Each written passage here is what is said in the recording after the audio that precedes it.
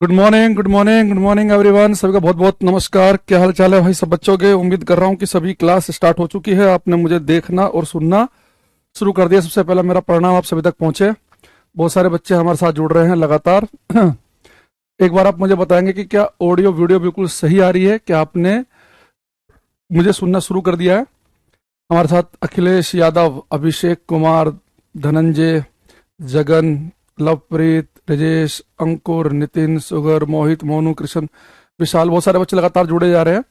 और आप सभी जानते हैं कि सबका नाम लेना संभव नहीं है, तो मेरा आप सबसे विशेष अनुरोध है कि कोई बच्चा ये मत बोलना कि जी मेरा नाम ले लो या मेरी आवाज आ रही है कि मुझे सुन पा रहे हो कि नहीं, क्योंकि इतने स्पीड से कमेंट चल रहे हैं यहाँ पे इस समय।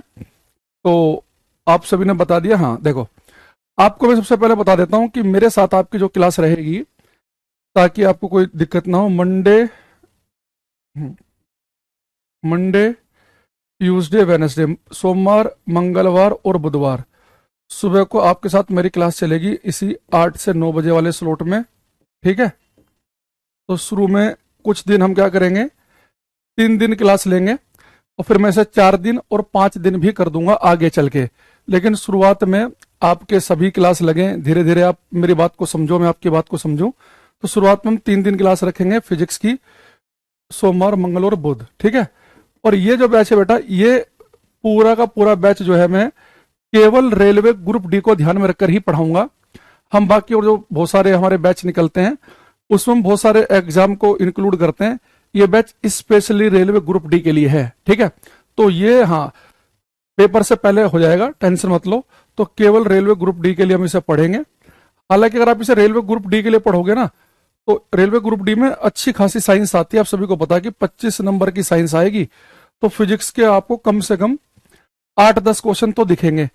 तो अब हम क्या करेंगे, जब अच्छे लेवल का पढ़ेंगे सब, बहुत सारे और भी एग्जाम में अप्लाई कर सकते हैं।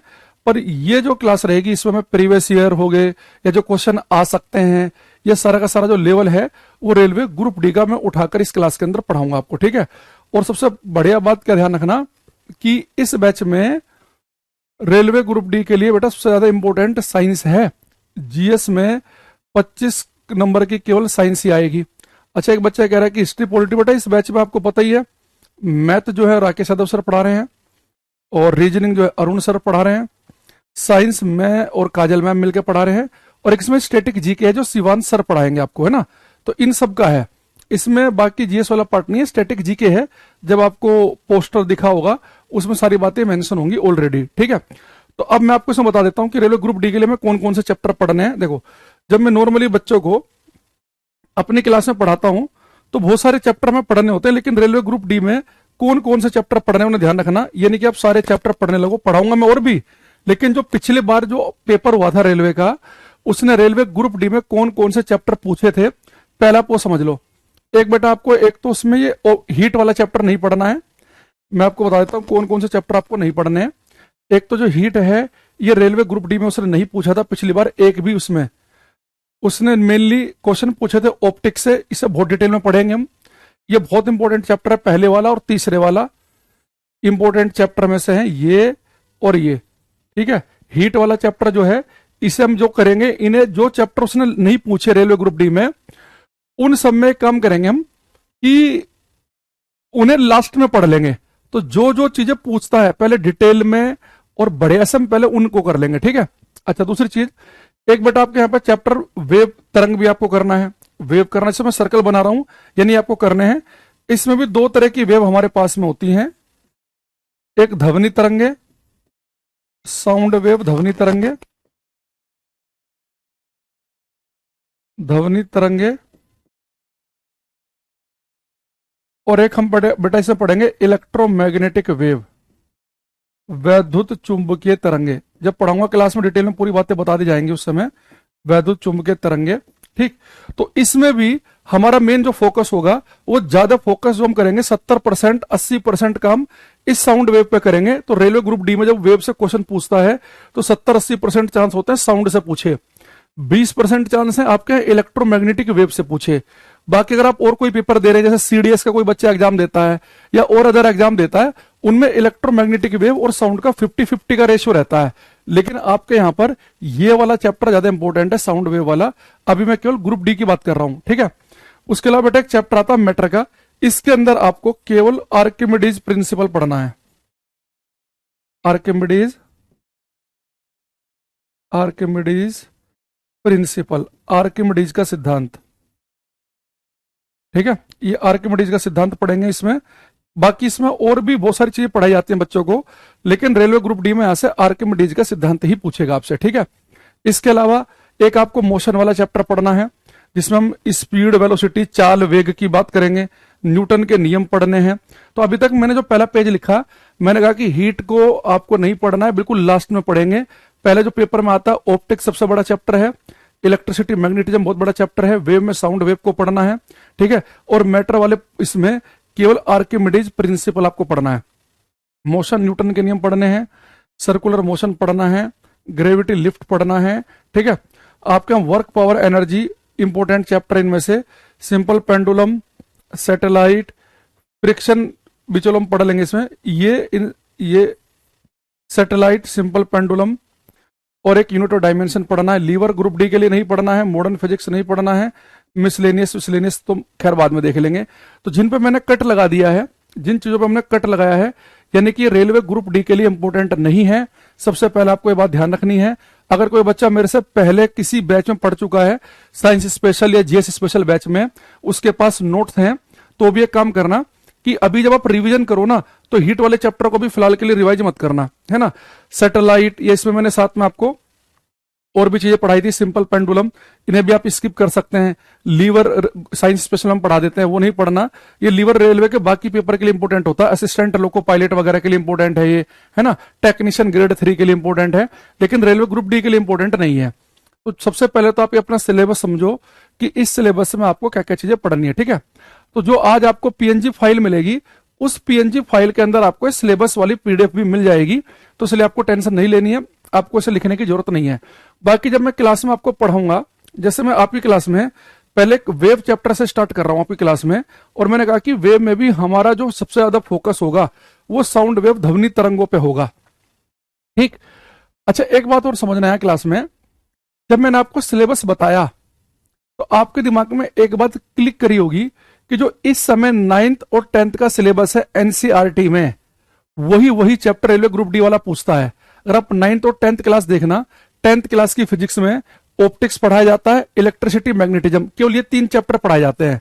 तो तीनों चैप्टर से रेलवे ग्रुप डी में क्वेश्चन पूछता है, क्योंकि 10th क्लास ही उसकी क्वालिफिकेशन है। लेकिन 9th क्लास में आपको साउंड वेव पढ़ाई जाती है, न्यूटन के नियम, ग्रेविटी पढ़ाया जाता है। तो उसने केवल 9th और 10th क्लास में जो टॉपिक हैं रेलवे ग्रुप डी में, उन्हीं से क्वेश्चन पूछता है। 9th-10th की क्लास में हीट चैप्टर नहीं है, 9th-10th क्लास में पेंडुलम नहीं है, 9th-10th क्लास के अंदर बाकी और सैटेलाइट उपग्रह नहीं है, तो उनसे क्वेश्चन नहीं पूछता है। लेकिन अब भरोसा नहीं है ना कि भाई पिछली बार नहीं पूछा उसने, इतने सारे सेट में पेपर हुआ, 30-40 सेट में पेपर हुआ होगा, लेकिन नहीं पूछा, तो ये भरोसा तो नहीं कि इस बार भी नहीं पूछेगा।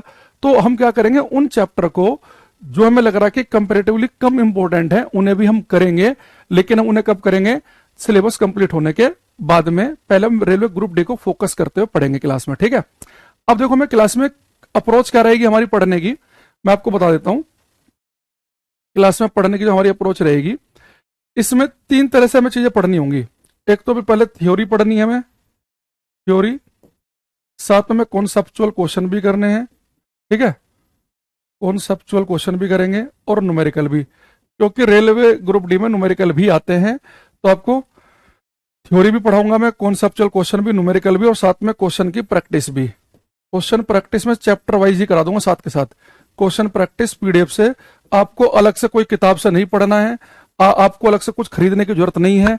आपको हर चैप्टर खत्म, हर चैप्टर के मैं आपको सारे क्वेश्चन प्रोवाइड कराऊंगा। जैसे आज की क्लास आप देखना, अभी हम वेव स्टार्ट करेंगे, तो मैंने आपके लिए देखो पहले से सारे के सारे क्वेश्चन रख दिए यहाँ पे क्लास में आपकी। ये सारे के सारे जो क्वेश्चन है ना, ये आपको हम सारे के सारे क्वेश्चन वेव क्लास में कराएंगे, जितने भी क्वेश्चन आपको यहाँ दिखाई दे रहे हैं, ठीक है। ये लगातार क्वेश्चन चल रहे हैं, ये सारे क्वेश्चन जो है आपको बेटा मिल जाएंगे, तो टेंशन मत लेना। इसे जब पूरा कर लोगे ना आप, तो आपको वेव बिल्कुल खतरनाक तरीके से हो जाएगा। तो यानी कि मान के चलो मैं हर चैप्टर के आपको लगभग 100 क्वेश्चन कराऊंगा, किसी चैप्टर में 100 प्लस भी होंगे। तो ये सारे के सारे क्वेश्चन आपको क्लास के अंदर कराए जाएंगे। इसलिए आपको बिल्कुल भी एकदम टेंशन लेने की जरूरत नहीं है कि आप क्वेश्चन के लिए अलग से बुक खरीद रहे हैं, अलग से पढ़ रहे हैं। हर चैप्टर के साथ में किसी में 100 क्वेश्चन, किसी में 80, किसी में 120, किसी में 150 क्वेश्चन आपको मिलेंगे। सारे क्वेश्चन हम क्लास में डिस्कस करेंगे, बिल्कुल मन से एकदम एनर्जी के साथ हम इसमें पढ़ेंगे, ठीक है। तो एनटीपीसी अपना कवर हो जाएगा भाई। जब रेलवे ग्रुप डी के लिए आप पढ़ रहे हो तो रेलवे ग्रुप डी में तो 25 नंबर की साइंस आती है, एनटीपीसी में तो साइंस कम आती है। तो ग्रुप डी में अगर आप साइंस पढ़ोगे तो एनटीपीसी की, एसएससी टाइप की साइंस ऑटोमेटिकली कवर हो जाएगी, क्योंकि रेलवे ग्रुप डी में थोड़ा सा साइंस का लेवल अच्छा रहता है। आपने प्रीवियस ईयर देखा होगा, ठीक है। बाकी हिंदी और इंग्लिश जो है हम उसमें दोनों में लिखवाएंगे, और बहुत ज्यादा एकदम हिंदी हिंदी इंग्लिश इंग्लिश मत करना क्लास में ना, थोड़ा बहुत खुद से भी एडजस्ट करना। अब सबसे बड़ा बता रहा हूं मैं आपको कि आपको क्लास में पढ़ना कैसे है। बहुत सारे बच्चों के साथ सिलेक्शन क्यों नहीं होता उनके साथ दिक्कत ये होती है कि वो एसएससी की तैयारी कर रहे होते हैं और वो रेलवे का फॉर्म भी भर देते हैं। अब एसएससी के हैं तो उनका मैथ अच्छा है, उनकी रीजनिंग भी अच्छी है, इंग्लिश अच्छी है, पर रेलवे में इंग्लिश तो आती नहीं है।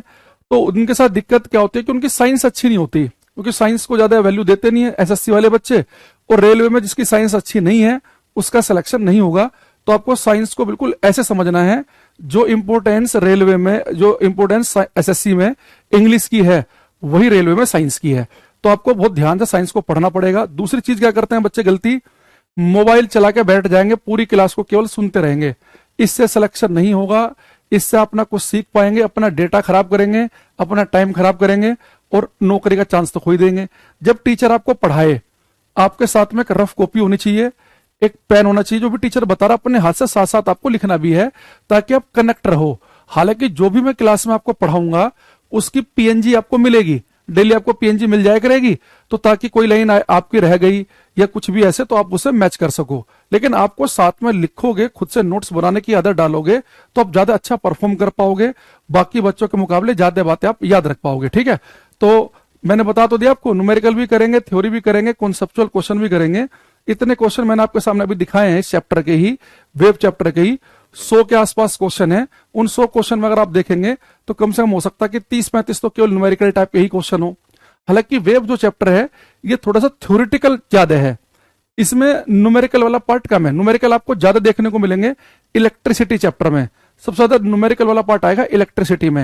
या न्यूमेरिकल आपको देखने को मिलेंगे जब न्यूटन के नियम पढ़ रहे होंगे, गति पढ़ रहे होंगे, या हम पढ़ रहे होंगे आगे चल के ग्रेविटी, गुरुत्वाकर्षण के बारे में, या वर्क पावर एनर्जी, कार्य शक्ति, ऊर्जा के बारे में, तो वहां न्यूमेरिकल ज्यादा देखने को मिलेंगे।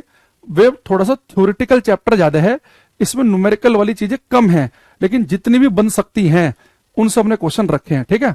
तो जो कभी फिजिक्स नहीं पढ़ा है तो उसे थोड़ा और ज्यादा मेहनत करना पड़ेगा। हो सकता है कि जो हम पढ़ा रहे हैं क्लास में वो तो उसे आपको पढ़ना ही है ध्यान से, हो सकता है कि आपको एक बार वो क्लास और देखनी पड़े, ठीक है। लेकिन एक चीज ध्यान रखना, एक तो कोई बच्चा चलती हुई क्लास में बीच में ना आए। 8 बजे की क्लास है, ये ना कल की क्लास में 8:20 पे आके कहना जी समझ में नहीं आ रहा है, ऐसी बदतमीजी कोई बच्चा ना करे। 8 बजे क्लास है तो 8 बजे आना है। दूसरा इस बात का आपको जरूर ध्यान रखना है क्लास के अंदर कि बहुत सारे बच्चे करते क्या है कि पीछे की क्लास देखेंगे नहीं और चलती हुई क्लास में आके बोलने लग जाएंगे जी ये दोबारा बता दो, तो वो भी नहीं होगा। ईमानदारी से पढ़ेंगे सीरियसली, ठीक है। तो जैसे मैंने कहा कि बैच रेलवे ग्रुप डी का है तो रेलवे ग्रुप डी के हिसाब से पढ़ा जाएगा। अब बाकी का आप मत लिखो, ठीक है। और मैंने कहा कि क्लास जो है शुरुआत में कि मंडे ट्यूसडे वेडनेसडे को सुबह 8 से 9 वाले स्लॉट में मेरे साथ आपकी क्लास हुआ करेगी, ठीक है। इसमें मैंने आपको बता दिया कि थ्योरी भी पढ़ेंगे, कॉन्सेप्चुअल क्वेश्चन भी पढ़ेंगे, न्यूमेरिकल भी करेंगे, क्वेश्चन की प्रैक्टिस भी क्लास में कराई जाएगी। और ये बैच को केवल और केवल हम रेलवे ग्रुप डी को ध्यान में रखकर स्पेशली पढ़ाएंगे, ताकि जो बच्चे हमारे रेलवे ग्रुप डी के लिए इस बैच को ज्वाइन किया है उनके साथ कोई भी अन्याय ना हो, पूरा उनके साथ में न्याय हो, ठीक है। अब शुरू करते हैं आज की क्लास हम, और चलती हुई क्लास में कमेंटबाजी कम से कम। और इस बात का बिल्कुल ध्यान रखें क्लास में कि देखो इस क्लास में इस समय भी 1000 से ऊपर बच्चे लाइव हैं, तो इसमें एडमिशन ही बहुत बच्चों के हैं। तो अब मैं 1000 बच्चों के नाम लेने लग जाऊंगा बाबू, तो 1 घंटे में मैं केवल आपके नाम ही पढ़ पाऊंगा। तो हम क्या करेंगे, जब बीच बीच में जब हम क्वेश्चन पूछेंगे तो किसी बच्चे का कभी नाम आ गया, किसी का किसी क्लास में आ गया, तो आपको इन चीजों से बचना है कि जी मेरा नाम बोल दो, ठीक है। बेसिक से 0 से पढ़ाएंगे, उसकी टेंशन मत लो, तो आगे से आगे मत लिखो, ठीक है। और मैं इतना मान के चलूंगा कि हल्की फुल्की आपको समझ है भी, बिल्कुल ये भी नहीं मान सकते कि आप 5वीं क्लास के बच्चे ही हैं, है ना। चलो अब शुरू करते हैं हम। हाँ, डेली पीएनजी आपको मिल जाएगी। ये बेटा आज की क्लास में हम वेव तरंग से स्टार्ट करेंगे आपकी क्लास में। तो बहुत बिल्कुल जीरो से स्टार्ट करेंगे, धीरे धीरे इसके अंदर हम लेवल उठाएंगे, हर एक बात आपको बताई जाएगी, उससे जुड़े क्वेश्चन कराए जाएंगे। तो आपके हाथ में पेन रफ कॉपी लेकर सब बच्चों को साथ साथ नोट करते हुए चलना स्पीड से, है ना। फेयर नोट्स नहीं बनाने, क्योंकि टीचर को आपको कॉपी चेक नहीं करानी, बस केवल आपको याद हो जाए, आपको समझ में आ जाए, ऐसी राइटिंग में लिखना है, ठीक है। पेपर कब होगा, जब होगा सबको पता चल जाएगा, ठीक है ना। रेलवे ग्रुप डी में हिस्ट्री कौन पढ़ाएगा? इस बैच में हिस्ट्री है ही नहीं भाई, इसमें बताया था मैंने। इस बैच में तो मैथ है, रीजनिंग है, साइंस है और स्टैटिक जीके है। इसमें हिस्ट्री पॉलिटी कहां है, आपको पता नहीं है क्या? हाँ, रघुविंदर कह रहे हैं आप क्लास स्टार्ट करो, फालतू कमेंट मत पढ़ो। आपसे पूछा हमने, सलाह ली रघुविंदर भाई कि हमें क्या करना चाहिए क्या नहीं, तो जब आपसे सलाह ली जाए तब आप देना सलाह, ये अभी नहीं मांगी आपसे। ओके ठीक, अब मुझे ऐसा कुछ लग नहीं रहा कि जो पढ़ने लायक कमेंट हो। केवल good morning, good evening, hello, hi, यही केवल चल रहा है। ओके, केमिस्ट्री कौन पढ़ाएगा? काजल मैम केमिस्ट्री पढ़ाएंगी, बायो भी काजल मैम ही पढ़ाएंगी, ठीक है। उन्होंने, मैम ने शायद आपको बता भी दिया होगा, मैम की तो क्लास हो चुकी है आपके साथ में, कि केमिस्ट्री मैम ही पढ़ाने वाली हैं। आज से आपकी शायद राकेश यादव सर की मैथ की क्लास भी स्टार्ट हो रही है, ठीक है। चलो अब शुरू करते हैं। अब यहाँ देखते हैं बेटा, मैं क्लास में आज शुरू करने वाले हैं क्लास के अंदर हम वेव तरंग। अब देखो, बहुत ही आसान शब्दों में हम समझते हैं पहले वेव। मान लो हमारी क्लास में कुछ बच्चे ऐसे हैं कि जिन्होंने पढ़े हुए बहुत दिन हो गए हैं, मान लो कि उन्होंने बस केवल फॉर्म भर दिया है कि भाई 10वीं क्लास की वैलिडिटी एलिजिबिलिटी है, तो चलो हम भर देते हैं फॉर्म। तो उन्होंने फॉर्म तो डाल दिया है, और उन्हें अचानक से मैंने कहा कि भैया आज हम क्लास में वेव तरंग पढ़ेंगे। तो वेव उन्हें बहुत आसान शब्दों में कैसे बताएंगे, यहां पे देखना, ठीक है। अब देखो, अगर मेरे पास कोई छोटा बच्चा आए या बहुत साल से जो ना पढ़ा हो, तो मैं उसे कहूंगा भैया वेव तरंग क्या होती है, कि किसी मीडियम में, किसी माध्यम में अगर आपको एक डिस्टरबेंस, एक हलचल, एक विक्षोभ दिखाई दे, उसे हम वेव कहेंगे। वो कहेगा जी एग्जाम्पल से बताओ। मैं कहूंगा देखो बहुत बढ़िया एग्जाम्पल है, आप एक रस्सी लेकर आओ, एक स्ट्रिंग लेकर आओ, और उस रस्सी का एक सिरा बांध लो दीवार में। तो जैसे मैं बोलूंगा वैसे दीवार में पिक्चर बनाना दिमाग में। आपने एक रस्सी का एक सिरा दीवार में बांध लिया, रस्सी का एक सिरा ले लिया हाथ में। तो जैसे आप बेटे इस रस्सी में ऐसे झटका मारोगे ना, ऐसे झटका मारोगे, तो रस्सी के अंदर आपको एक डिस्टरबेंस, एक हलचल दिखाई देगी। तो रस्सी के अंदर जैसे आप झटका मारते हैं ऐसे, या जिम में देखा होगा आपने कि लोग दोनों हाथ से रस्सी पकड़ेंगे, ऐसे ऐसे करेंगे, तो रस्सी के अंदर जो लहर सी पैदा हो रही है, रस्सी के अंदर जो डिस्टरबेंस पैदा हो रहा है, आप कह दो कि रस्सी के अंदर एक वेव, एक तरंग पैदा हो गई है। तो वेव क्या होता है? ए टाइप ऑफ डिस्टरबेंस, एक प्रकार का विक्षोभ।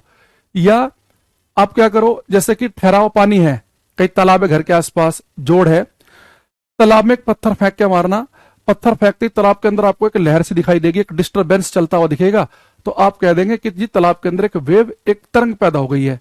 यानी कि जो वेव होती है, जो तरंग है, ये क्या है बाबू? A type of disturbance, a type of disturbance. Disturbance की स्पेलिंग सही लिखी क्या हमने?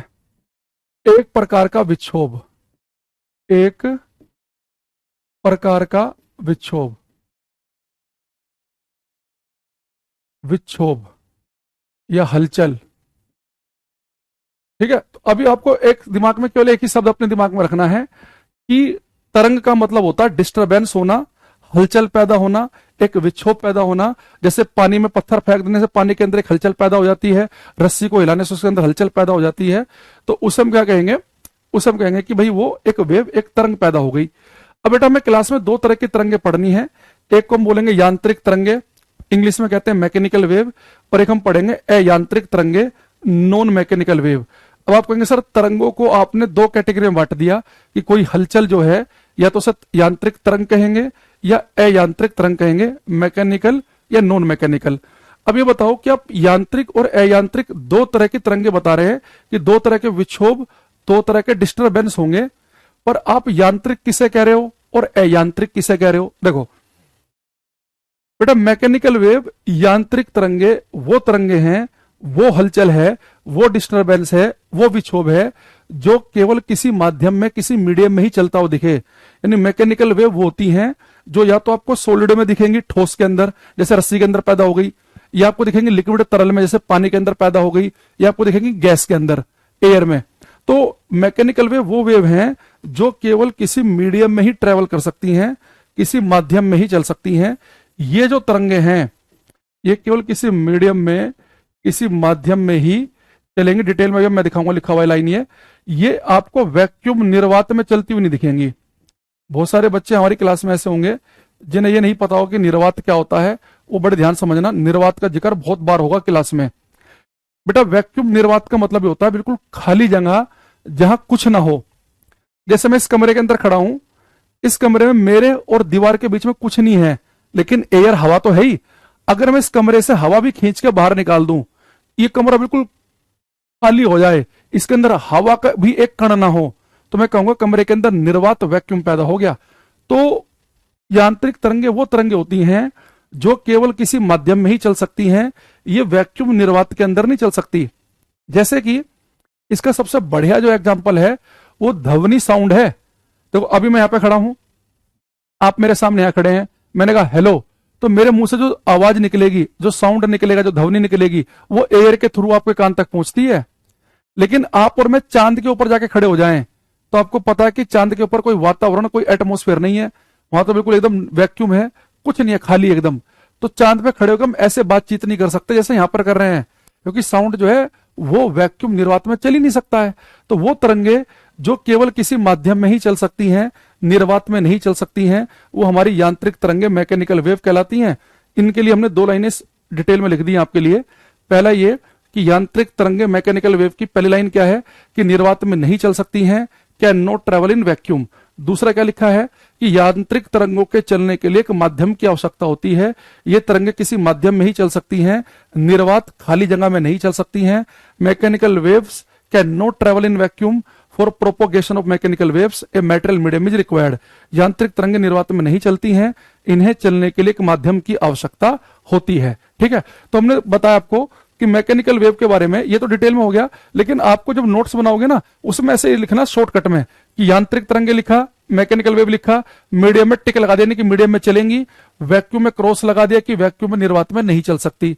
इस अप्रोच के साथ याद करोगे तो आपको याद रहेगा। जैसे कि अंतरिक्ष में आप जाओ, स्पेस में, तो अंतरिक्ष में वैक्यूम ही है, वहां पे कोई एटमॉस्फेयर, कोई वातावरण नहीं है, तो आप कहेंगे कि अंतरिक्ष में वैक्यूम निर्वात है। ठीक है, अच्छा दूसरी चीज, अभी बेटा जो मैकेनिकल वेव हैं जिन्हें मैंने कहा कि ये निर्वात में नहीं चल सकती, माध्यम में ही चलेंगी, ये यांत्रिक तरंगे होती हैं 2 प्रकार की।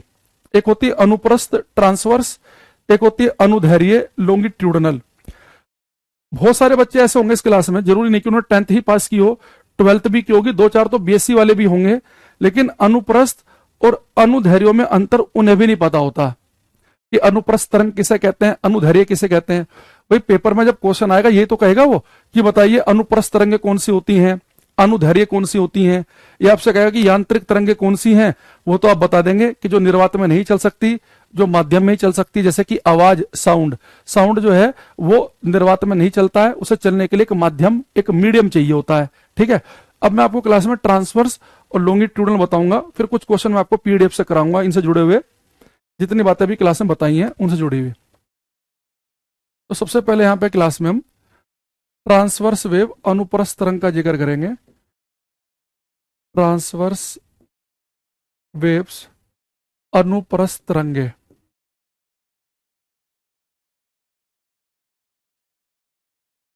देखो अनुप्रस्थ तरंगे, बहुत ध्यान सुनना बात को। देखो अब आप कहेंगे सर कि जो ट्रांसवर्स वेव है, अनुप्रस्थ तरंग है, इन्हें बहुत ही आसान शब्दों में बताने की कोशिश करूंगा, इन्हें आप समझने की कोशिश करना।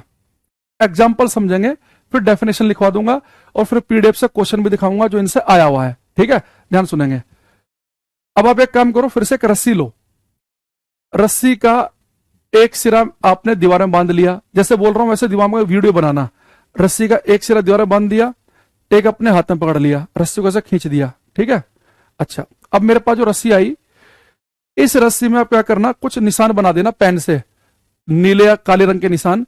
तो रस्सी पे आपने मान लो कि 25-30 डॉट लगा दी, रस्सी पे आपने निशान बना दिए 25-30, ठीक है। अब रस्सी आपके पास में ये है, आपने रस्सी में झटका मारा, तो जैसे आपने रस्सी में झटका मारा तो रस्सी के अंदर आपको एक वेव दिखाई दी, एक हलचल दिखाई दी। अब यहाँ पे एक चीज समझना कि जब रस्सी के अंदर ये वेव पैदा हो रही है तो उस समय रस्सी जिन कणों से मिलकर बनी है, रस्सी जिन पार्टिकल से मिलकर बनी है, वो क्या कर रहे हैं। तो जैसे आप रस्सी में झटका मारते हैं ना, रस्सी के अंदर एक लहर पैदा होती है, ऐसे ऐसे करते हैं आप, तो आप एक चीज देखना कि रस्सी में जो आपने निशान बनाया है ना नीले काले रंग का, वो निशान आपको वहीं के वहीं ऊपर नीचे हिलता हुआ दिखेगा, ऊपर नीचे। उसके बगल में जो निशान लगाया वो भी ऊपर नीचे हिलता हुआ दिखेगा, उसके बगल में जो बनाया वो भी ऊपर नीचे हिलता हुआ दिखेगा। यानी जब मैं रस्सी में झटका मारता हूं तो रस्सी के अंदर जितने भी पार्टिकल हैं, रस्सी जिन कणों से मिलकर बनी है, वो सारे के सारे कण ऊपर नीचे हिलते हैं, अप एंड डाउन, ऐसे ऊपर नीचे। तो पेपर में कहेगा कि जिस माध्यम में तरंग चल रही है, जिस मीडियम में वेव चल रही है, अगर उस मीडियम के कण, उस मीडियम के पार्टिकल ऊपर नीचे हिले, अप एंड डाउन ऑसिलेट करें, तो ऊपर नीचे हिलने से कौन सी तरंगें पैदा होती हैं। तो हम कहेंगे अगर पार्टिकल ऊपर नीचे हिल रहे हैं तो कणों के ऊपर नीचे हिलने से, जैसे मान लो कि बेटा ये हमारे पास में ये जो मैंने निशान बनाया, ये है वेव की डायरेक्शन, तरंग की दिशा, वेव डायरेक्शन, तरंग की दिशा। तरंग की दिशा का मतलब ये है कि मान लो कि मैंने यहां पे इधर से रस्सी में झटका मारा और एक वेव इधर को चल रही है, तो ये हो गई वेव की डायरेक्शन। तो ये वेव की डायरेक्शन है, और ये वेव जिस मीडियम में चल रही है, अगर उस मीडियम के कण ऊपर नीचे हिले, अप एंड डाउन, ऊपर नीचे हिले, तो ऊपर नीचे हिलने से जो तरंगें पैदा होंगी, अप डाउन, ऊपर नीचे हिलने से जो तरंगें पैदा होंगी वो हमारी कहलाएंगी अनुप्रस्थ तरंगें, ठीक है। चलो इतना ही रख लो। अब पेपर में लेकिन बहुत ही कम ऐसा होगा, 10 में से 2 ही बार ऐसा होगा पेपर में कि वो आपसे कहेगा पेपर में 10 में से 2 बार वाले केस में ही कि भाई साहब कि माध्यम में एक मीडियम में एक वेव बनी और माध्यम के कण ऊपर नीचे हिल रहे हैं, ऊपर नीचे हिलने से कौन सी तरंगें पैदा होंगी, अप एंड डाउन अगर कण हिले तो कौन सी तरंगें पैदा होंगी, ट्रांसवर्स। वो ऊपर नीचे शब्द लिखता ही नहीं है, अप एंड डाउन नहीं लिखेगा, वो टेक्निकल शब्द यूज करेगा। देखो ये वेव की डायरेक्शन है, ये वेव जिस भी माध्यम में बन रही है उस माध्यम के कण ऊपर नीचे हिल रहे हैं। तो आप बड़े ध्यान से देखें, ये बेटा वेव की डायरेक्शन है व्हाइट कलर वाली ये, और जो हल्का सा क्रीमी कलर है ये ऊपर नीचे। तो कितना एंगल बन रहा है यहाँ पे, 90 डिग्री का, 90 डिग्री बन रहा है। और 90 डिग्री के बेटा एंगल को हम बोलते हैं परपेंडिकुलर, लंबवत। तो पेपर में एक्चुअल में ये कहेगा कि जिस माध्यम में तरंग बन रही है उस माध्यम के कण अगर तरंग की दिशा के लंबवत कंपन करें, वेव की डायरेक्शन के परपेंडिकुलर ऑसिलेट करें, तो लंबवत कंपन करने से, परपेंडिकुलर ऑसिलेट करने से कौन सी तरंगें पैदा होती है, तो हम बोलेंगे अनुप्रस्थ तरंग। तो पेपर में एक शब्द आपको पकड़ना है, लंबवत, परपेंडिकुलर, कि जिस माध्यम में तरंग बनी उस माध्यम के कण अगर तरंग की दिशा के लंबवत कंपन करेंगे तो लंबवत कंपन करने से अनुप्रस्थ तरंगें पैदा होती हैं। तो मैं पहले हिंदी में लिख देता हूं, फिर इंग्लिश में लिख दूंगा, क्योंकि मुझे लग रहा है कि शायद इस बैच में हिंदी माध्यम के छात्र ज्यादा होंगे, ठीक है। तो यहां पर लिख देंगे हम, अनुप्रस्थ तरंगों में, अनुप्रस्थ तरंगों में, अनुप्रस्थ तरंगों में माध्यम के कण, माध्यम के कण, माध्यम के कण तरंग की दिशा के लंबवत, ये बस सब याद रखना है, लंबवत। अनुप्रस्थ तरंगों में माध्यम के कण तरंग की दिशा के लंबवत कंपन करते हैं।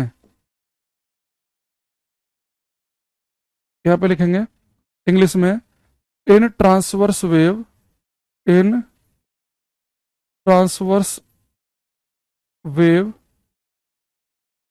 Particles of medium, particles of medium oscillate perpendicular to wave direction, perpendicular to wave direction।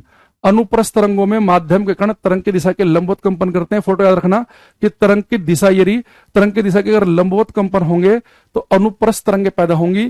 तो पेपर में आपसे वही लिखेगा कि in transverse wave the particles of medium oscillate perpendicular to wave direction. तो अगर ट्रांसवर्स वेव में पार्टिकल्स जो होंगे वो कैसे ऑसिलेट करेंगे, परपेंडिकुलर टू वेव डायरेक्शन। यही चीज हमने यहां पर बना रखी है। अगर आप ट्रांसवर्स वेव में देखें अनुप्रस्थ तरंग में अगर आप बड़े ध्यान से देखें तो बेटा ट्रांसवर्स वेव में हो क्या रहा है कि हमारी वेव की डायरेक्शन है, ये तरंग की दिशा है, ये जो हमने यहाँ पे एरो बनाया आपके लिए, ये वेव की डायरेक्शन है, तरंग की दिशा है, वेव डायरेक्शन, और पार्टिकल्स कैसे हिल रहे हैं, ऊपर नीचे, यानी कि 90 डिग्री के एंगल पे। तो ट्रांसवर्स वेव में आपको पूरी कहानी याद नहीं रखनी, अनुप्रस्थ तरंग के लिए बस केवल आपको दिमाग में फोटो याद रखना है, पेपर में अपने आप से याद आ जाएगा कि ये तरंग की दिशा आप लिखोगे कि तरंग की दिशा के लंबवत अगर कंपन हो रहे हैं, 90 डिग्री का एंगल बनाते हुए कंपन हो रहे हैं, यानी कि वो अनुप्रस्थ तरंग कहलाएंगी। और इसका एग्जाम्पल हम क्या लिखेंगे, इनके एग्जाम्पल में आप लिखेंगे फॉर एग्जाम्पल, एग्जाम्पल में लिखेंगे for example waves in string, रस्सी में उत्पन्न तरंगे। जब रस्सी में आप झटका मारते हैं तो कौन सी तरंगे पैदा होती हैं, रस्सी में उत्पन्न तरंगे, रस्सी में उत्पन्न तरंगे। एक फेमस एग्जांपल लिखेंगे आप इसका, वेव्स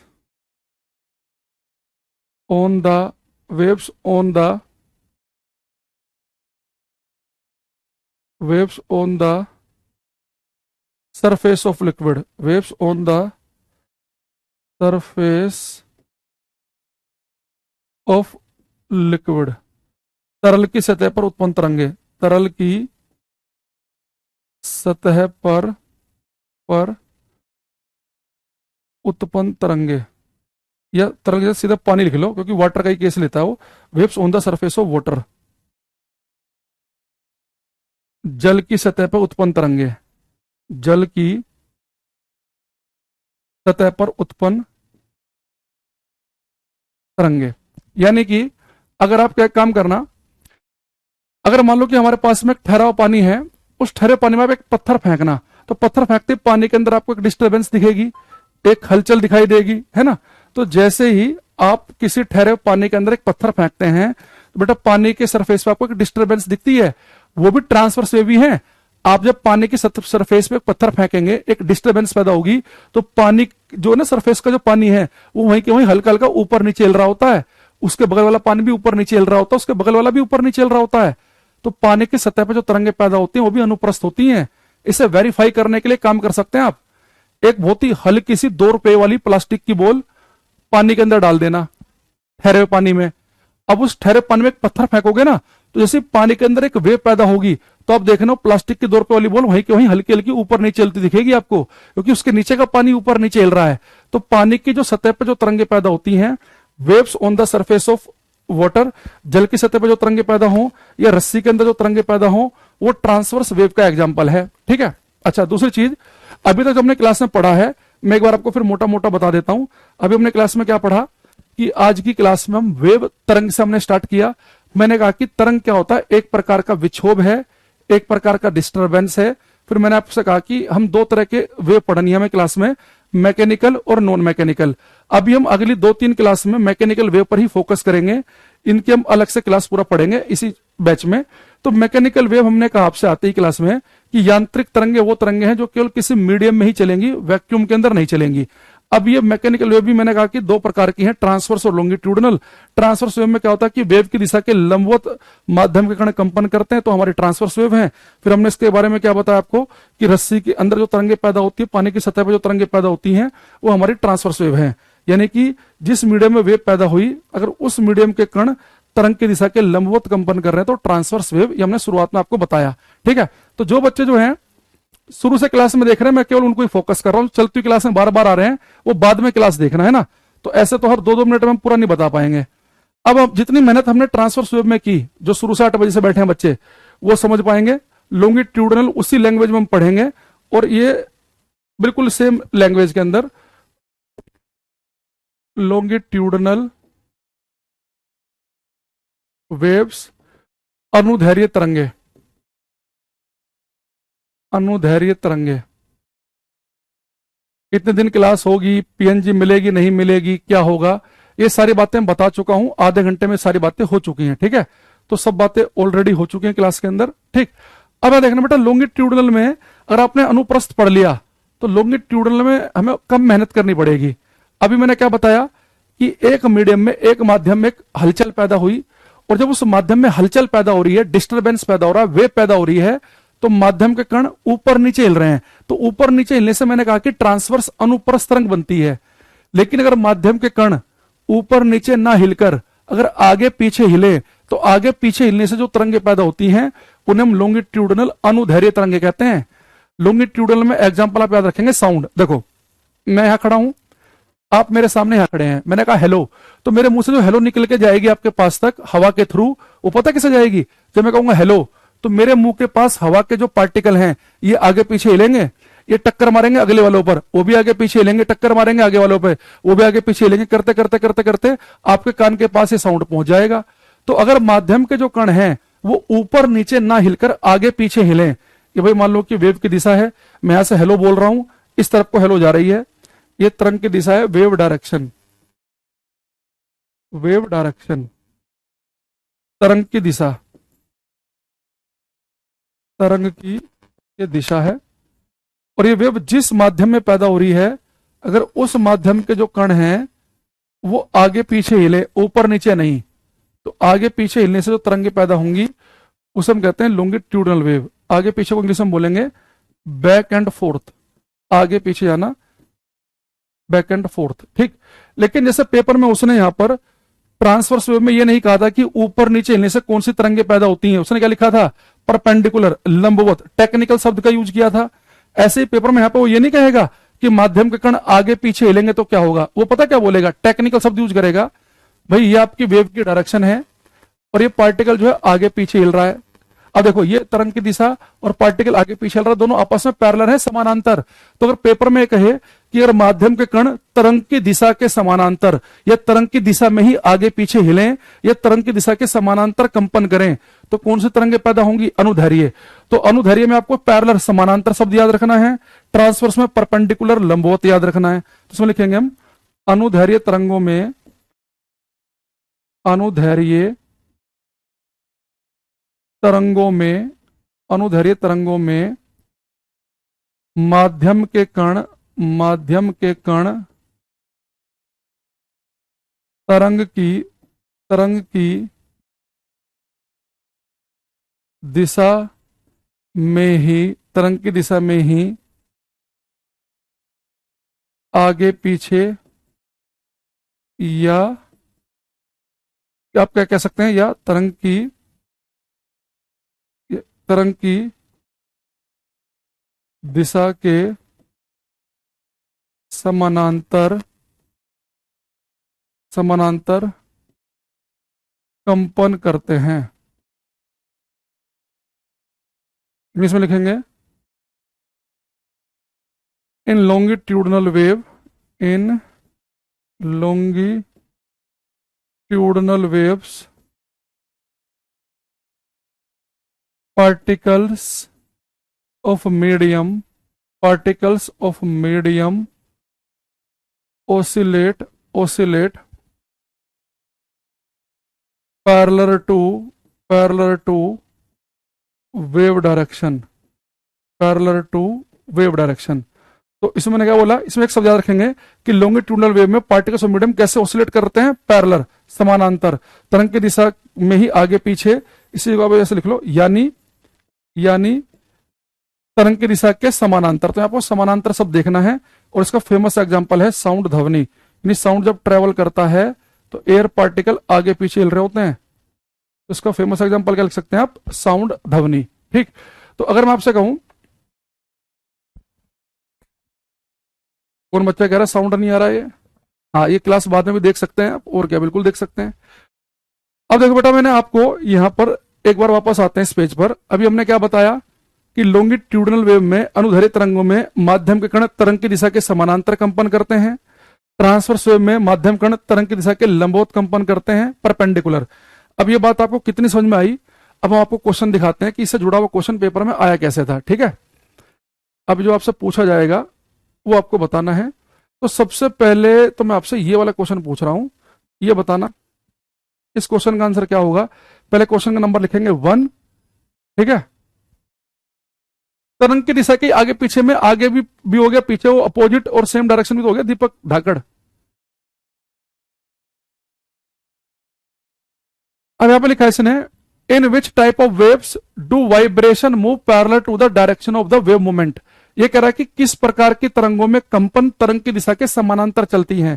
तो आप समझ गए होंगे कि किस प्रकार की तरंग में कंपन जो होते हैं तरंग की दिशा के समानांतर होते हैं। तरंग की दिशा के पैरेलल समानांतर हमने किसे बताया, लॉन्गिट्यूडिनल वेव में, अनुदैर्घ्य तरंगों में। ट्रांसवर्स में तो भाई लंबवत परपेंडिकुलर होते हैं। और बेटा लिखा सुपरफिशियल, सतही। तो जो सतह पर तरंगे पैदा होती है, मैंने जैसे कहा कि पानी की सतह पर जो तरंगे पैदा होती हैं वो भी तो अनुप्रस्थ ट्रांसवर्स ही होती है। ये भी गलत हो गया, ये हम आगे पढ़ाएंगे आपको, इसका तो अभी हमने खैर जिक्र भी नहीं किया। तो अभी आपको केवल ट्रांसवर्स और लॉन्गिट्यूडिनल में से छांटना था कि कौन से वाला सही होगा। तो पेपर में बस यही लिखा मिलेगा। अगर आपने पढ़ के गए हैं क्लास में तो आप इजीली क्वेश्चन कर पाएंगे कि भाई तरंग की दिशा में अगर तरंग की दिशा के ही समानांतर कंपन होंगे, पैरेलल होंगे, तो लॉन्गिट्यूडिनल है। तो यही बात जब बच्चों को हम यूट्यूब पर कई बार प्रैक्टिस सेशन करा रहे होते हैं तो बहुत सारे बच्चे कहते हैं जी कैसे आया है लॉन्गिट्यूडिनल, क्योंकि थ्योरी तो उन्होंने पढ़ी नहीं है। अब आपने थ्योरी पढ़ ली कि जिस दिशा में तरंग चल रही है उसके समानांतर कंपन हो रहे हैं, तो ये होगा। तो सी पूरी क्लास का ठीक है। सर्वेश, नितेश, हरीश, विनय, देवेंद्र, विष्णु कह रहे हैं लाइव क्लास है क्या। 8 बजे आते बेटा पता रहता है कि लाइव क्लास है कि नहीं। ठीक है, एक तो इसका आंसर हो गया सी ऑप्शन। एक क्वेश्चन मैं आपको और दिखाऊंगा, आपको इसमें अभी मैं 2 ऑप्शन दिखाऊंगा, आपको बताना है कि दोनों ऑप्शन सही हैं या दोनों ही गलत हैं। ठीक है, या एक सही है या एक गलत है, आपको पकड़ना है वहां पे। ठीक है, जितने ये क्वेश्चन में ये पलट रहा हूं ना, सारे क्वेश्चन करेंगे हम क्लास में, एक एक क्वेश्चन। ये 2 ऑप्शन आपके पास सी और डी, आपको बताना है कि इनमें से कौन सा ऑप्शन सही है। दीपक शर्मा, चंदन, शफीक, राजा, अभी यादव, राजेश, नीतीश राणा, लाहौर यादव, पढ़ नहीं पा रहा हूं शायद मैंने का नाम सही से, अभी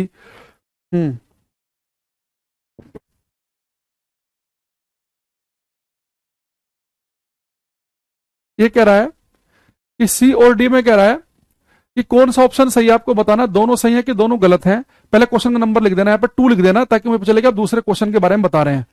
इसने कहा है यदि माध्यम के घटक का मतलब है कि माध्यम जिन कणों से मिलकर बना है, यदि माध्यम के घटक तरंग संचरण की दिशा में लंबवत दोलन करते हैं तो तरंग को हम अनुदैर्घ्य तरंग कहते हैं। If the constituents of the medium oscillate perpendicular to the direction of wave propagation we call a wave longitudinal. बेटा ये गलत हो गया।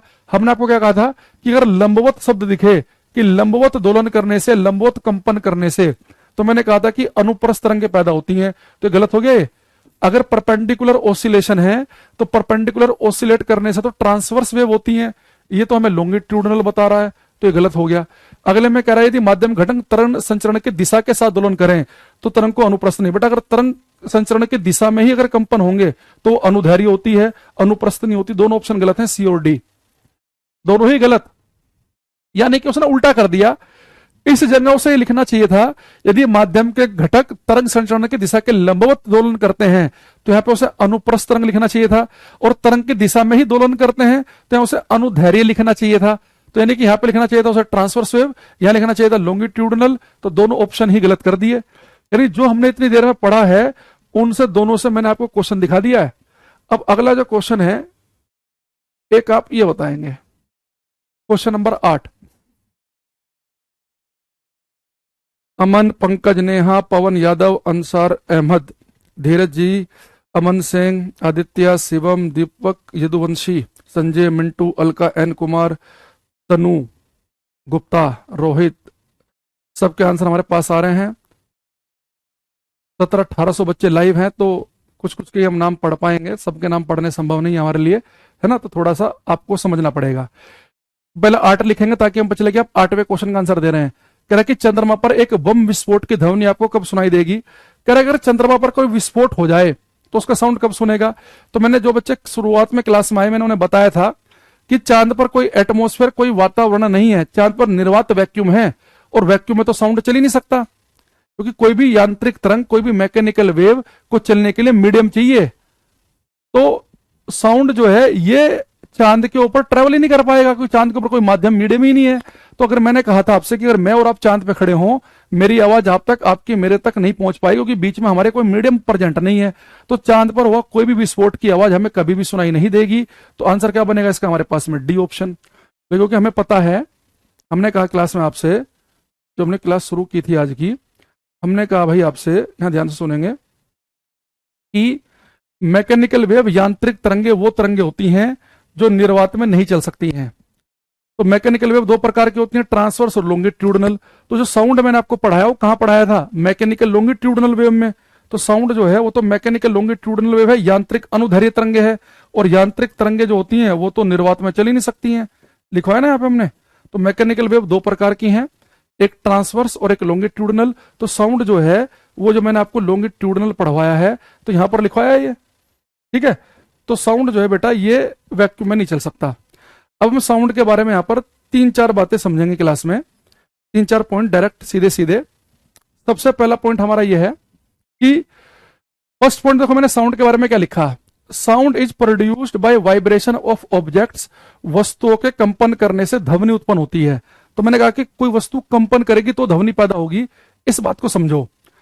अगर मान लो ये ऑफलाइन क्लास चल रही होती और मैं आप सबसे कहता भाई क्लास के अंदर हा उल्ला मचा दो, शोर करो पूरा एकदम, तो आप क्या करते, आप टेबल पीटना शुरू कर देते। आप टेबल क्यों पीटते, क्योंकि आपको पता है कि टेबल के पीटने से साउंड पैदा होगा। देखो क्यों, यहां ध्यान समझना। साउंड देखो प्रोड्यूस कब होता है, मेरे हाथ में एक गिटार है, ठीक है, अब कोई आवाज नहीं आ रही गिटार से, लेकिन जैसे मैं इस गिटार की एक स्ट्रिंग, एक इसका एक तार पकड़ के खींच दूंगा, टिन आवाज आएगी। जब टिन की आवाज आ रही होगी ना तो तार ऐसे कांप रहा होगा, टिन, रुक गया। यानी कि जब तक वो तार वाइब्रेट कर रहा है, कंपन कर रहा है, तब तक ही साउंड आ रहा है। ढोलक है, कोई आवाज आ रही है, नहीं। ढोलक को आप हिट करते हो, ढप की आवाज आती है, क्यों, क्योंकि ढोलक की स्किन वाइब्रेट कर रही होती है, कंपन कर रही होती है। शादी ब्याह में आप जाते होंगे, जो ढोल बजाते हैं ऐसे ऐसे, तो जब वो हिट करते हैं ना तो ढोलक की स्किन ऐसे से हिलती है, तो साउंड पैदा होता है। तो जब मैं अभी क्लास में बोल रहा हूं तो मेरे गले में एक वोकल कॉर्ड है, वो वाइब्रेट कर रही है, तो साउंड सुन रहा है आपको। तो साउंड कब प्रोड्यूस होगा, sound is produced by vibration of objects, वस्तुओं के कंपन करने से ध्वनि उत्पन्न होती है। कोई वस्तु कंपन करेगी, चाहे वो गिटार का तार हो, चाहे ढोलक की स्किन हो, हमारे गले की वोकल कॉर्ड हो, टेबल को पीटते हो तो टेबल की स्किन वाइब्रेट करती है, तो साउंड पैदा होता है। तो साउंड पैदा होता है केवल और केवल कब, वो जब वाइब्रेशन होंगे। दूसरी चीज, जैसे आपने सुना होगा ना, जब एक बार अभी कोविड आया था पीछे, तो मोदी जी ने कहा कि जी सब लोग क्या करें, जो लोग कोविड में अस्पताल से जुड़े हुए लोग जो हैं, स्वास्थ्य से जुड़े जो लोग हैं, वो बहुत मेहनत कर रहे हैं, तो उन्हें अप्रिशिएट करने के लिए थाली और ताली बजाओ। अप्रिशिएट करने के लिए, कोरोना भगाने के लिए नहीं कहा उन्होंने, कोरोना भाग जाएगा इससे, अप्रिशिएट करने के लिए।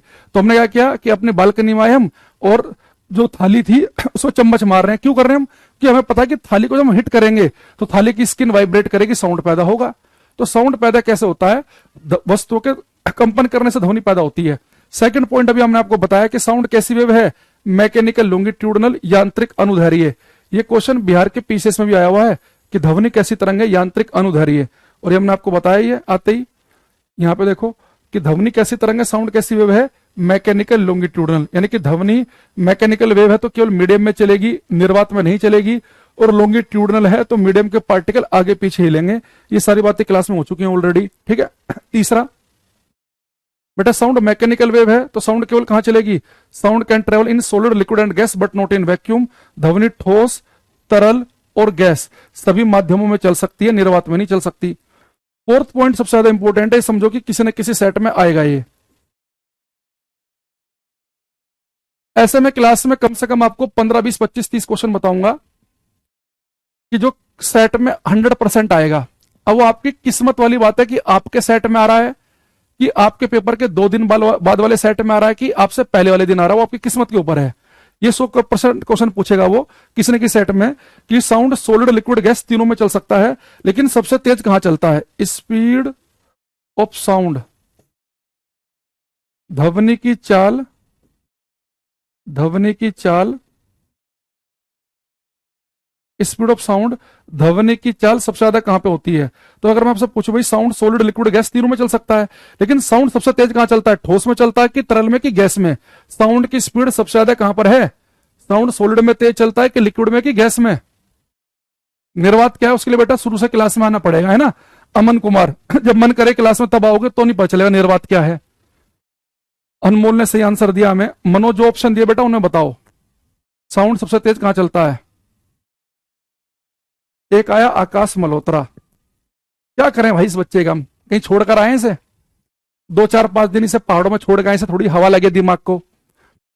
कह रहा है जी कॉन्सेप्चुअल बताओ, ऐसे पेपर पास नहीं होगा। अरे इसने नाम सुन ले, कुछ बच्चे क्या होते हैं ना, नाम सुन लेते हैं, कॉन्सेप्चुअल पढ़ना चाहिए, बेसिक से पढ़ना चाहिए, उन्हें इसका मतलब ही नहीं पता होता इनका मतलब क्या है। एक से एक मूर्ख आते हैं कई बार क्लास में। देखो जितने बच्चे कह रहे हैं क्लास में गैस, उन सबका गलत है बेटा। साउंड सबसे तेज चलता है सॉलिड में, ठोस में, उससे धीरे चलता है लिक्विड में, सबसे धीरे चलता है गैसों में। तो साउंड की जो स्पीड है वो सबसे ज्यादा होती है सॉलिड में, उससे धीरे होती है लिक्विड, और सबसे धीरे चलता है गैस में। और वैक्यूम में तो मैंने आपको पढ़ाया था कि वैक्यूम में तो साउंड चल ही नहीं सकता, तो साउंड ठोस में तेज चलता है, उससे धीरे लिक्विड तरल में, सबसे धीरे चलेगा गैस में। जैसे अगर हम सॉलिड में एग्जांपल ले लें स्टील, तो स्टील के अंदर साउंड की स्पीड लगभग होती है 5550 मीटर पर सेकंड, 5550। लिक्विड में एग्जांपल ले लो जैसे पानी, पानी में लगभग साउंड की स्पीड होती है 1500। और गैसों में एग्जांपल ले लो आप एयर का, एयर में साउंड की स्पीड होती है लगभग 343 मीटर पर सेकंड। ये मैं 22 डिग्री टेम्परेचर ले रहा हूं, अगर आप 0 डिग्री लेंगे तो गैसों में यानी एयर में साउंड की स्पीड 332 मीटर पर सेकंड भी लिख सकते हैं, अगर आप 0 डिग्री का टेम्परेचर ले लो। तो साउंड सॉलिड में तेज चलता है, लिक्विड में धीरे, गैस में उससे भी धीरे चलता है। ठीक है, अब हमारे पास में मैंने कहा कि सॉलिड में साउंड तेज, लिक्विड में धीरे, गैस से धीरे। इससे अगर मैं जुड़े हुए कुछ बातें आपको दिखाऊं, ये आपको करने हैं क्वेश्चन।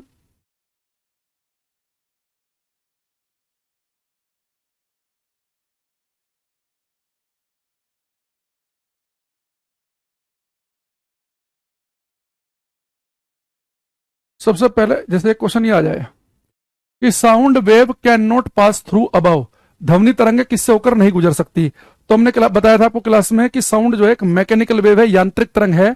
और साउंड अगर एक मैकेनिकल वेव है, यांत्रिक तरंग है, और मैकेनिकल वेव भी कौन सी है, लॉन्गिट्यूडनल अनुदैर्घ्य। तो साउंड अगर एक मैकेनिकल वेव है तो मैकेनिकल वेव तो वैक्यूम में चल ही नहीं सकती है, तो हमारा आंसर होगा एक परफेक्ट वैक्यूम, निर्वात के अंदर साउंड ट्रेवल नहीं कर सकता है ना। और वैक्यूम क्या होता है, बात हम शुरू में ही क्लास में बता चुके हैं। एक क्वेश्चन ये है कि क्वेश्चन नंबर 6, साउंड किस प्रकार की तरंग है। तो मैंने बोला आपसे कि साउंड किस प्रकार की वेव है, तो मैंने बोला कि sound wave is which type of wave. तो हमने क्लास में क्या पढ़ा शुरू में ही कि साउंड मैकेनिकल वेव होती है, यांत्रिक तरंगें होती हैं, और यांत्रिक तरंगों में ट्रांसवर्स नहीं होती, अनुप्रस्थ नहीं होती, लॉन्गिट्यूडनल होती हैं। तो केवल हमारे पास सी ऑप्शन सही रहेगा। ये सारी बातें जो हम कर रहे हैं ये किस आधार पर कर रहे हैं, जो हमने थ्योरी क्लास में आते ही पढ़ी है उस आधार पर। हमने शुरुआत में क्लास में आते ही जो पढ़ा है कि मैकेनिकल वेव, यांत्रिक तरंगे किसे कहते हैं, इसकी हमने समझा कि मैकेनिकल वेव कौन सी है, इसकी हमने डेफिनेशन लिखी कि मैकेनिकल वेव वो वेव हैं जो निर्वात में नहीं चल सकते। निर्वात क्या होता है क्लास हमने ये समझा। यांत्रिक तरंगों को चलने के लिए माध्यम की आवश्यकता होती है। फिर उसके बाद हमने समझा कि क्लास में कि मैकेनिकल वेव भी दो प्रकार की होती हैं, ट्रांसवर्स और लॉन्गिट्यूडनल, अनुप्रस्थ और अनुदैर्घ्य। ट्रांसवर्स किसे कहते हैं उसकी हमने पूरी डेफिनेशन समझी कि ट्रांसवर्स वेव की डेफिनेशन क्या होगी, उसके एग्जाम्पल क्या होंगे। फिर हमने समझा कि लॉन्गिट्यूडनल वेव क्या होती है, इसकी हमने थ्योरी समझी, इसका एग्जाम्पल लिखा। फिर हमने देखा कि जो साउंड है वो कैसे प्रोड्यूस होगा, साउंड कौन सी वेव है और कहां कहां चल सकती है, कहां तेज चलेगी, कहां धीरे चलेगी, वो हमने क्लास के अंदर देखा। तो ये सारी बातें हम सीधे क्वेश्चन नहीं कर रहे। जो बच्चे लेट आ रहे हैं ना क्लास में, वो ज्यादा अपने आप को होशियार समझ रहे हैं। चलती क्लास में आ रहे हैं, उन्हें लग रहा है कि सीधा क्वेश्चन ही पढ़ा देना टीचर। अरे भाई इस क्लास को चले 55 मिनट हो गए हैं, क्वेश्चन तो हमने 3-4 किए, 5 मिनट के अंदर कर लिए होंगे। 50 मिनट जो है उससे पहले हमने थ्योरी की बात की है। तो क्लास में एक तो बेटा आके ना ओवर स्मार्ट नहीं बनना, जितने स्मार्ट है उतने ही रहें और चीजों को सीखने की कोशिश करें डेली। तो हम क्या करेंगे, जैसे मेरे पढ़ाने का तरीका यही है, जो बच्चे पहले पढ़ चुके हैं उन्हें पता है, मैं क्लास में अगर 15 मिनट भी पढ़ाऊंगा ना तो उसके सीधे उससे जुड़े हुए 2-3 क्वेश्चन कराऊंगा, फिर अगले 15 मिनट पढ़ाऊंगा, उस टॉपिक जुड़े हुए क्वेश्चन कराऊंगा। सिलेक्शन ना होने की सबसे बड़ी समस्या बच्चों के साथ क्या है, वो लगातार थ्योरी पढ़ते रहेंगे, पूरे पेज भर लेंगे, लेकिन जब क्वेश्चन सामने आता है ना तो वो क्वेश्चन को अटेम्प्ट नहीं कर पाते। थ्योरी पढ़ रखी है उसकी, ऑप्शन में फंस जाएंगे। आप कोई भी सब्जेक्ट पढ़े, उसके अगर आपने क्वेश्चन नहीं लगाए हैं, अपने प्रैक्टिस सेट नहीं लगाए हैं, आपका पढ़ा ना पढ़ाओ बराबर है, वो किसी काम का नहीं है। ठीक है, तो ये हमारे पास में कुछ बातें हमने क्लास के अंदर पढ़ी। बाकी आज पहली क्लास थी तो बहुत ज्यादा हम नहीं पढ़ाया हमने आपको। तो आज की क्लास में आपको जो बातें बताई गई हैं, जो बच्चे लेट आए हैं क्लास में, शुरू से उस क्लास को देखना और सारी की सारी बातें इसमें लिख लेना, सारी की सारी डेफिनेशन अपने हाथ से लिखनी है। और फिर उसके बाद में हम कल क्लास में आगे बढ़ेंगे और इस क्लास से जुड़े हुए जितने क्वेश्चन हम क्लास में डिस्कस करेंगे वो सारे के सारे आज आपको पीएनजी फाइल में मिल जाएंगे अभी। अनसोल्ड है वो, बीच बीच में जैसे हमारी क्लास होती रहेगी हम सारे के सारे सोल्व करते रहेंगे उन्हें, ठीक है। तो आज की क्लास में आपको मैं लगभग लगभग 100 क्वेश्चन स्टार्टिंग के अंदर ही प्रोवाइड करा दे रहा हूं, तो जिसे आपको पता चलेगा कि ये क्वेश्चन हम क्लास में डिस्कस करेंगे। कब करेंगे? जब उनकी थ्योरी पढ़ लेंगे तो वो वाले क्वेश्चन कर लेंगे, जब आगे कुछ थ्योरी पढ़ेंगे तो उसके क्वेश्चन कर लेंगे, ऐसे करेंगे, ठीक है। तो इसके लिए आपको 8 बजे क्लास में आना पड़ेगा। तो आज के लिए हम इतना ही रखते हैं। बाकी उम्मीद कर रहा हूं कि जो बच्चे शुरू से क्लास में आए हैं, शुरू से क्लास को देख रहे हैं, उन्हें पता चल गया होगा हम क्लास में किस अप्रोच के साथ पढ़ेंगे, कैसे कैसे पढ़ेंगे। पूरी मेहनत से मैं आपको पढ़ाऊंगा, हर चैप्टर के पूरे क्वेश्चन करा के। बस अब आपके ऊपर है कि आपको कितनी मेहनत करनी है, आप कितने सीरियस हैं। आप 8:15 बजे, 8:30 बजे, 8:45 बजे आके क्लास में ज्ञान देंगे टीचर को आगे से आगे, या टाइम से आके अपने हाथ से नोट्स बनाते हुए पढ़ेंगे, ठीक है। तो पीएनजी आपको मिल जाएगी शाम तक। तो आज के लिए इतना ही, मिलेंगे कल, तब तक के लिए thank you, bye, take care everybody. और अगर आपको क्लास आज की समझ